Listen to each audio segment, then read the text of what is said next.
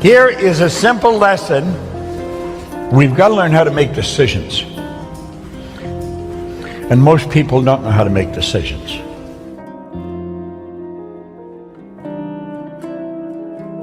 This is not a statement of theory. This is a fact. I was doing this when I was cleaning floors. No education. I didn't know how to run a business. This is powerful stuff. That's why successful people make decisions so fast. They know what they want. Let those lines represent levels of vibration. Every frequency is connected to the one above and the one below. They're all connected. There's no line of demarcation where one frequency stops and another starts. They're all connected and they're all together. Think of this. That's my phone. That represents my phone. This represents your phone. If I want to talk to you on your phone, I've got to get on your frequency. The second I'm on your frequency, you and I are connected. It doesn't matter where you are in the world. If I dial your number, boom, like that, I'm connected to you.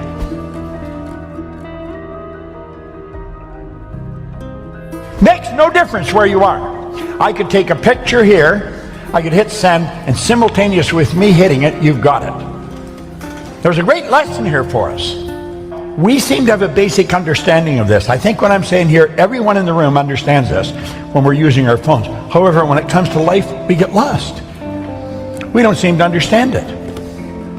Well, let's try and understand it with respect to decisions. We operate on frequency. My voice is being amplified on a particular frequency. You and I think on frequencies. Thought is energy.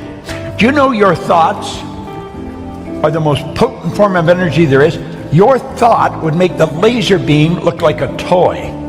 You'll have a friend a long ways away from you, and you're thinking about them a lot, and damn if the phone doesn't ring, it's them. You see, you're thinking, your thoughts activated cells in their brain, that got them thinking of you, and they phoned you. We do this all the time, okay? Now, let's suppose this is the frequency that you're thinking on. If that's the frequency you're thinking on, that's going to dictate the results that you get. The results you get are nothing but the manifestation of your own thinking. We become what we think about. That is the one point that every great leader has agreed on. They've disagreed in virtually every other idea, but that one, we become what we think about. Now let's clearly understand, nothing is created or destroyed. All science and all theology teach that. All the ideas, it's all the knowledge there ever was or ever will be is omnipresent. It's all here. We didn't have to get it. We've already got it. What we got to do is tune into it. So let's say that's where we want to go. This is where I am. That's where I want to go. How do I get there? Well, I'll say I'm going to do that. This is where the average person's thinking. You can relate to that. I'm going to do that as soon as the kids are out of school. That's not going to do it. I'm going to start my own business as soon as I get the money. And you know, you do that, and pretty soon the decision fades, and then the goal fades. Why? Well, you didn't get the money, so you couldn't do it. Problem was, you didn't have the money. You talk to anybody that's high in finance, and they'll tell you the money is never the problem. Ideas are the problem. You got the right idea, you'll always find the money. Well, you see, we're thinking down here on this frequency. Your mind and your thoughts are down here on this frequency. What you want is up here on a higher frequency. You cannot get what you want up there while your thoughts are down here. Your mind and thoughts must focus on the same frequency as what you want. If you want it, it's already here. And you make a decision, it's got to be a committed decision. You say, I'm doing that. Now, the second you make a committed decision, everything starts to change. You begin to think and act like the person you want to become. You stop thinking down there, you're thinking up here now. You're thinking on a higher frequency. Want is the only prerequisite for making a decision. Doesn't matter whether you have the money, but do you really want it? If you really want it, you will get it. But you've got to really want it. Yet you also have to understand that everything you need is here. But you've got to be specific. You could be a waiter. Somebody leaves you a nice tip. You got more money. That's not it. You've got to be specific how much more money. You know exactly what you want. Yet you don't have to know where it's going to come from. You do not have to understand all the basic principles between sending the picture to the person on the other side of the world for it to get there. All you have to do is know how to do it. Want is the only prerequisite for making a decision. That is so important, you should write it down. Write it somewhere that you're going to see it often. Maybe get a sign and put it up in your house. This is such powerful information, you'd think it would be taught in all schools. The truth is it's not. It's rather sad because it can be, but it's not. You only have to know what you want. It doesn't matter whether you've got the money. That makes no difference. It doesn't matter whether you've got the resources. That doesn't make any difference. It doesn't matter if you know the right people. It doesn't make any difference. Now this sounds so preposterous to a person that's never studied this. Listen, the money is here. You know that song, Love is in the Air? You know the song? Well, change the lyrics. The money's in the air. It is. When you're in harmony with it, you will never stop it flowing to you. Money goes where it's invited, and it stays where it's welcome. Listen to most people. The way they talk about money, you think it was the worst stuff in the world. I get so sick of it. I just never have enough money. Well, they're getting very angry. Hey, why don't you change your attitude? Now, you see, that really sounds stupid.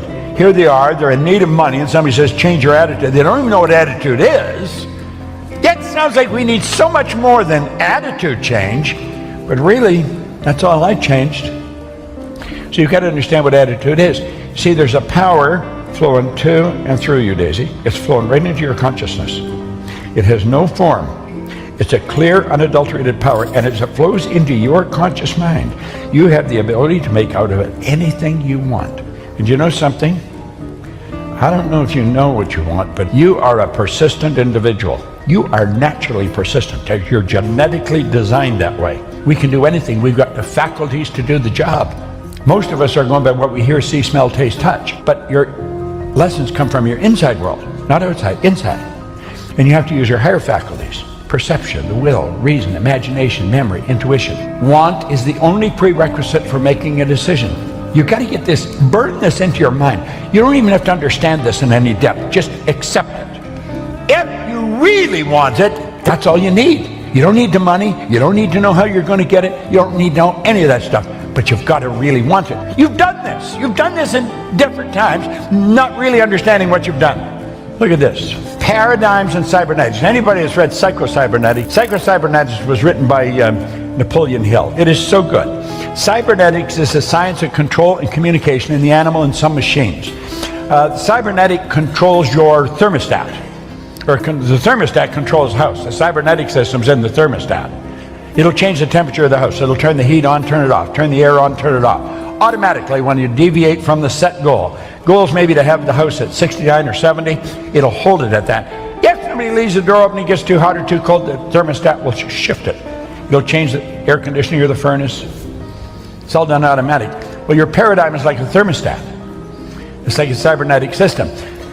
Paradigms in cybernetics are both control systems. They operate essentially on the same principle. Both maintain a definite course of action and will not deviate from the course that has been established. Well, most people's paradigm has them working toward a bad end. Most people's paradigm has them working toward debt. Most people's paradigm has them working towards dumb jobs.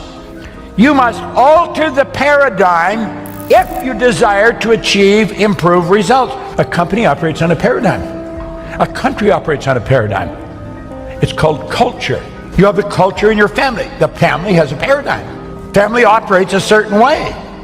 Well, there's something the family always does. And if one of the kids wants to go off, what the hell are you doing? We've always done this.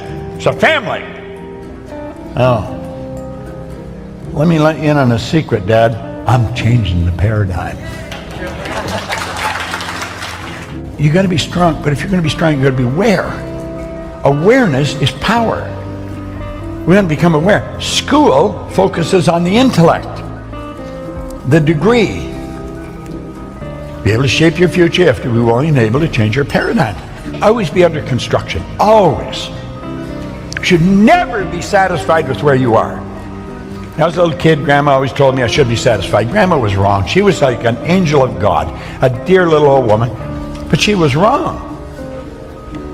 Your results should always be under construction. You always want to be improving them. Now you got to ask, are you ready to change?